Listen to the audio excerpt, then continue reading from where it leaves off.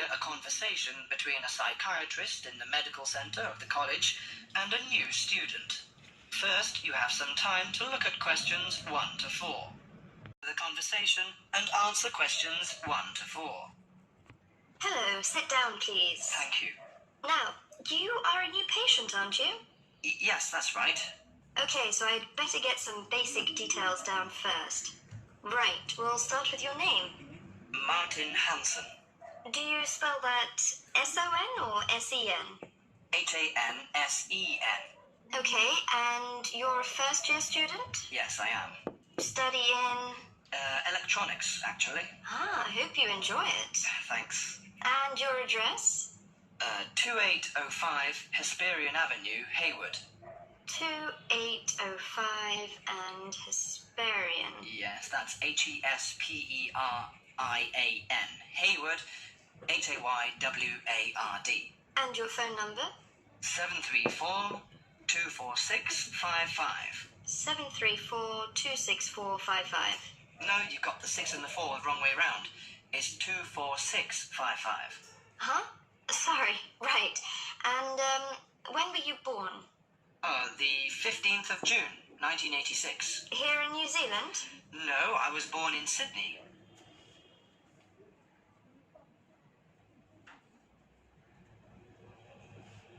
Rest of the conversation, you have some time to look at questions 5 to 10. Conversation and answer questions 5 to 10. Good. So, what's your problem? Well, frankly, I wonder whether it is a problem. I get the blues, and it lasts for quite a while.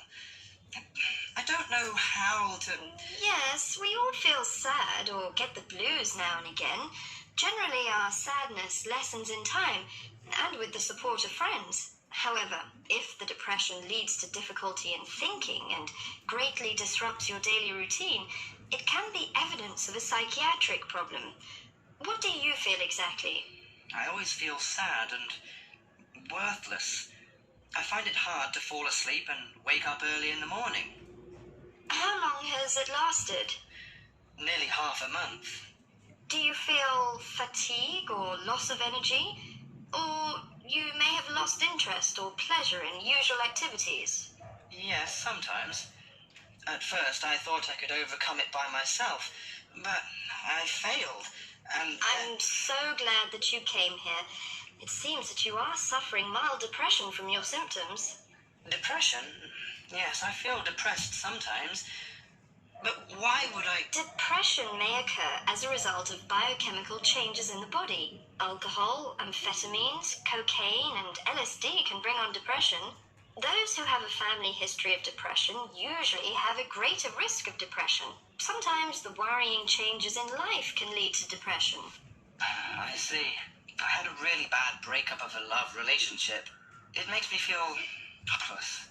Do you think I need some treatment? Yes. Antidepressant medications are often used to treat depression, if it is serious. But I don't suggest them at first because of the side effects.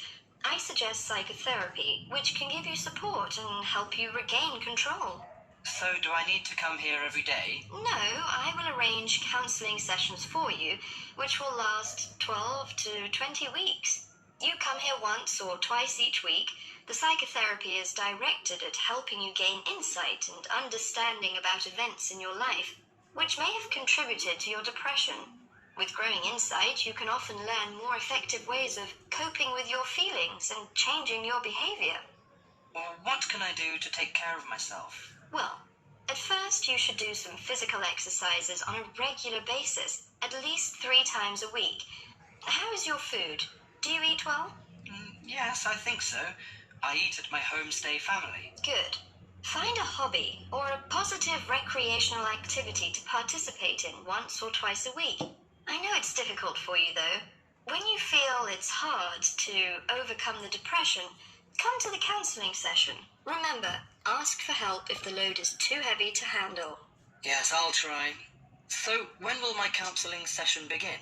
I'm going to arrange that for you. You now have half a minute to check your answers. Now turns to part 2. Part 2. You will hear a lecturer discussing the possibility of creating nuclear fusion. First, you have some time to look at questions 11 to 15. Listen carefully and answer questions 11 to 15. We look at the sun, a huge ball streaming out essentially limitless energy into space, and we think about how we need that energy here on Earth. Our oil reserves are running out, coal burning causes much pollution, and nuclear energy has many dangers. But where does the sun itself get its energy?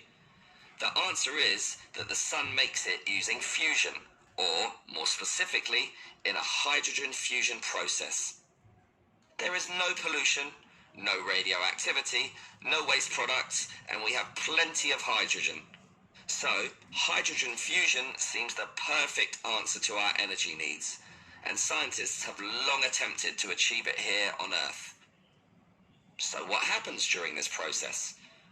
The first step is to make two light atomic particles approach. In the case of our sun, these are hydrogen particles, the lightest and also the easiest to deal with.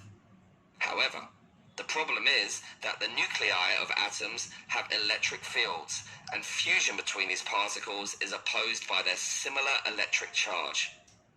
They most naturally repel each other, and the nuclei of all elements are exactly the same in this respect. Thus, in order to overcome this repulsion and force them together, in the second step, the particles are heated. The trouble is, you need a lot of heat, incredible temperatures of the sort only seen on the surface of the sun. This is many millions of degrees, far higher than the melting point of any known material. Still, the concept is simple. The hot, wildly moving particles, which are now called plasma, will crash into each other, resulting in the third step, the fusion into helium, which releases energy and begins a self-sustained process. Before you hear the rest of the talk, you have some time to look at questions 16 to 20. Answer questions 16 to 20. So, we know how fusion works. Thus, the big question is, can we create it here on Earth?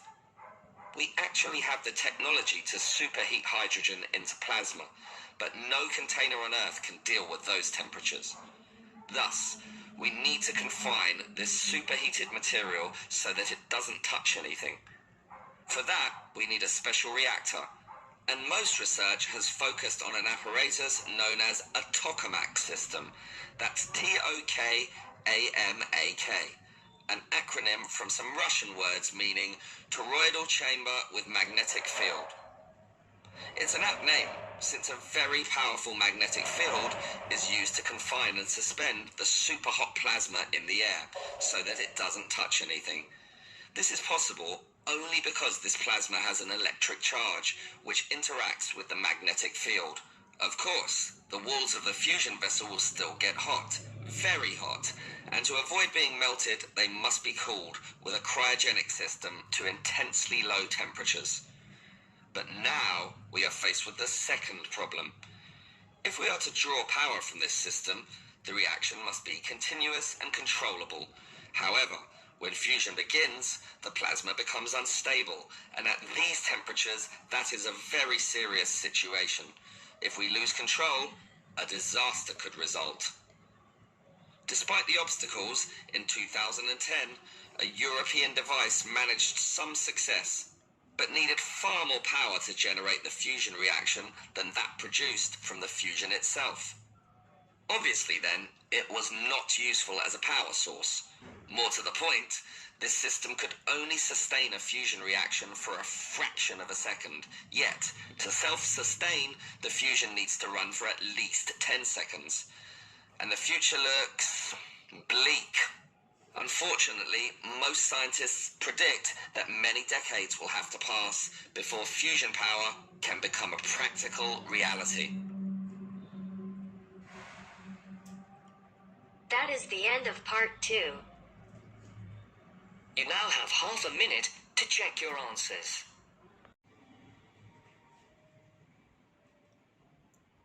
now turns to part 3. Part 3. You will now hear a radio talk on agricultural regulations. First, you have some time to look at questions 21 to 25. Carefully and answer questions 21 to 25. Could there be clearer proof of the arrogance and indifference of those who are supposed to keep our food safe than the muzzling of John Verrill?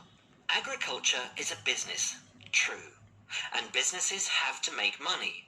But this shows how ministers and officials put the profits of the agriculture business before the well-being of the British people. Mr. Verrill, a pharmaceutical chemist, was appointed to represent consumers on one of the many committees that advise the government on food safety.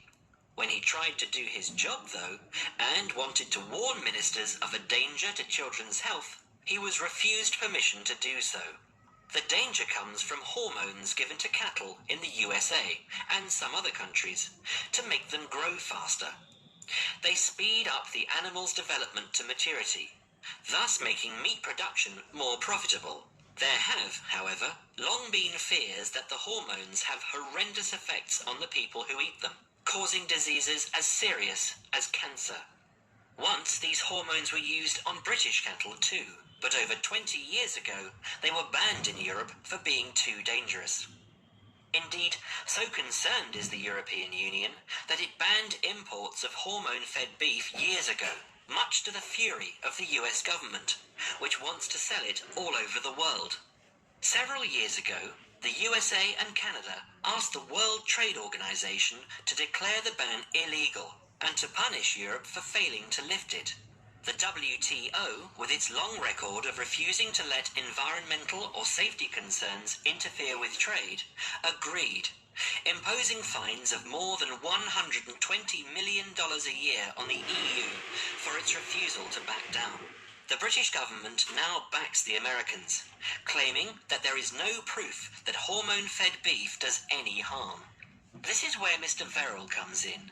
He is very angry with the government, especially as their claim comes out just after a Danish study shows that growth hormones are 200 times more dangerous than was previously thought. Worried by these findings, Mr. Verrill spoke to government representatives, who did nothing. Before you hear the rest of the talk, you have some time to look at questions 26 to 30. And answer questions 26 to 30. Not only that, but they have not been testing beef which is imported, which, by law, they are required to do. This directly affects the British public, as about 40% of the beef British people eat comes from abroad, supposedly from countries like Brazil, which does not allow the use of growth hormones. Brazilian beef is stocked by some British supermarkets and widely used in catering. Yet, when a Brazilian farm was recently visited by EU inspectors, a large stockpile of this banned substance was found. This is not the first food scandal we have had in our country. Take the present concern over a well-known chocolate company. Several months ago, the company found out that its sweets were contaminated with a rare form of salmonella, but they did nothing about it, leaving their sweets in the shops to be bought by the unsuspecting public. It was not until 5 months later, when several children had suffered food poisoning, that the chocolate bars were removed from the shelves. It makes you wonder how many other dangerous foods have been allowed onto our plates. That is the end of part 3. You now have half a minute to check your answers.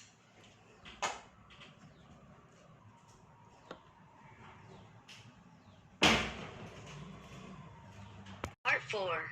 Part 4. You will hear a lecture about sports. First, you have some time to look at questions 31 to 40.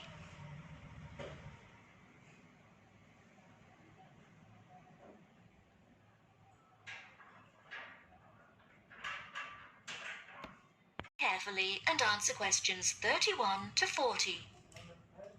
Not all people like to work, but everyone likes to play. As sports help people live happily, they help to keep people healthy and feeling good. When people are playing games, they move a lot. This is good for their health. Having fun with their friends makes them happy. So all over the world, men and women, boys and girls enjoy sports.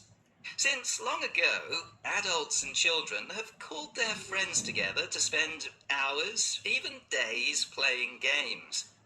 Sports usually take a variety of forms. Organized competitions, which draw huge crowds to cheer their favorite team to victory. Athletic games, played for recreation, anywhere sufficient space is found. And hunting and fishing. Most sports are seasonal, so that what is happening in sports depends on the time of the year. As sports change with the season, people often do not play the same games in winter as in summer. If you want to know what others' favorite sports are, first of all, you should find where they live. Generally speaking, people in hot areas are fond of swimming, while people in cold places love skiing or skating. In this case, surfing is believed to be an important sport in Hawaii.